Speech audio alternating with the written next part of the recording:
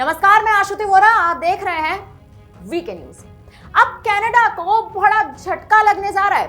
अब भारत ने कनाडा को उसकी औकात दिखा दी है।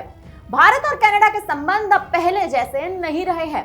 खालिस्तानी आतंकी निज्जर की हत्या के बाद से ही कनाडा और भारत के रिश्तों में खटास आ चुकी है। निज्जर की हत्या के बाद कनाडा के प्रधानमंत्री जस्टिन ट्रूडो ने अपना बयान दिया था और सीधा सीधा ब्लेम भारत पर डाल दिया था, जिसके बाद दोनों ही देशों के राजनीतिक रिश्ते खराब होते जा रहे हैं। हालांकि दूसरी ओर देखें तो भारत और कनाडा के बीच द्विपक्षीय संबंधों में शिक्षा एक अहम भूमिका निभाता है, क्योंकि भारत के कई छात्र ऐसे हैं जो कनाडा पढ़ाई करने जाते हैं। भारत की बड़ी छात्र संख्या कनाडा में रहती है, लेकिन अब जो खबर आ रही है और जो आंकड़े दिखाई दे रहे हैं उसमें भारत और कनाडा के बीच के रिश्ते अब और खराब हो सकते हैं, क्योंकि शिक्षा के जरिए जो दोनों देश एक दूसरे से जुड़ रखे थे, अब उसमें भी खासा गिरावट आ चुकी है। दरअसल खबर है कि कनाडा जाने के लिए भारतीय छात्रों को जो परमिट मिलता था उसमें लगातार गिरावट देखी जा रही है। रिपोर्ट्स के अनुसार लगभग 86% कम भारतीय छात्रों को परमिट मिला है। इसका सीधा मतलब यह है कि आने वाले समय में अब भारत से कनाडा जाने वाले छात्रों की संख्या में खासा गिरावट आएगी, जिसके लक्षण अभी से ही दिखाई दे रहे हैं। और इसका सबसे बड़ा कारण है खालिस्तानी मुद्दा।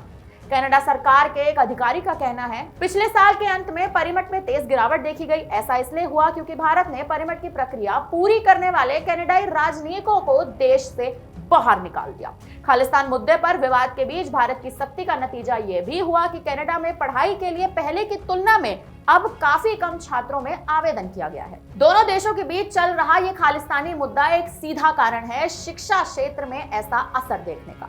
आधिकारिक आंकड़ों के अनुसार पिछले साल की चौथी तिमाही में भारतीय छात्रों को जारी परमिट पिछली तिमाही की तुलना में 86% गिरावट आई है। जुलाई सितंबर तिमाही यानी महीने में लगभग 1 लाख परमिट जारी किए गए थे।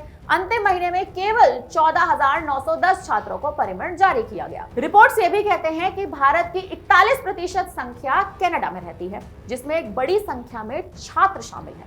और अब जिस तरह से गिरावट देखी जा रही है, ये बेहद चिंताजनक है। हालांकि अब भारत की ओर से उठाया गया ये कदम खालिस्तानी आतंकी पन्नू के लिए भी एक बड़ा झटका है। कनाडा की शरण में छुपकर बैठा ये पन्नू अब इस सोच में होगा कि आखिर उसके साथ ये क्या हो रहा है। फिलहाल अब इस पूरी खबर पर अब आपका क्या कहना है, हमें कमेंट करके अपनी राय जरूर दीजिएगा। बाकी बड़ी खबरों के लिए बने रहिए हमारे साथ और देखते रहिए वीके न्यूज। धन्यवाद। वीके न्यूज, राष्ट्र के नाम।